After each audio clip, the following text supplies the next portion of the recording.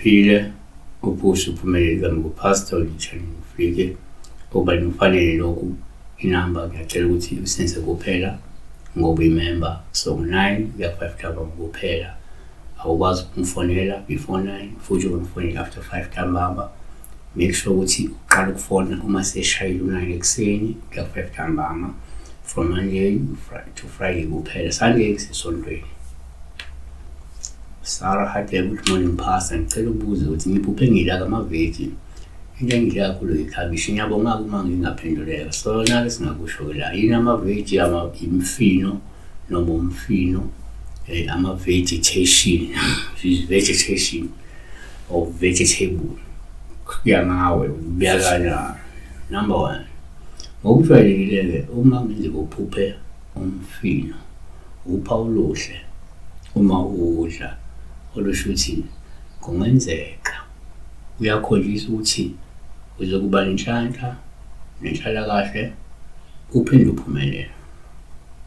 noma uzothokozela imvuzo yokusebenza kwakho kanzima uzothokozela imvuzo yokusikhandla kwakho yamathosa amahubo 128:2 ngokubuya kudla umsebenzi wezandla zakho uyakuba nenhlanhla nempumelelo 2 ngokusintu uma uphupha umfino upha uluhle uma ukudla lungasho ukuthi ngenzeka kumele wenze isithebe esinomfino phakathi esixutshwe nayo imfino noma ke lesi sithebe kube khona umfino ngoba kunesidalwa esasiwuthanda umfino noma esiwuthandayo umfino mawukuthi le phupho lihlale libuya njalo libuya nalomfino lihambe libuye nalomfino 3 kwesinye isikhathi uma uphupha umfino yabo uPaul uma udla olusho lingenzeka uzokhulelwa noma ukhulelwa uzokhuleliswa noma ukhulelisile uma ukuthi wena awusebenzisi ijazi lomkhwenyana condomize amahubo 27:3 bheka abantwana bayifa elivela kuJehova isithelo sesisu singumvuzo 4 yenzeka uma uphupha umfino kube uPaul uphi kwesinye isikhathi uma ukudla usolukhoma uyaqhwashiswa la ngemizamo yesitha esizama ukugadla ngedliso ikakhulukazi uma kulo mfino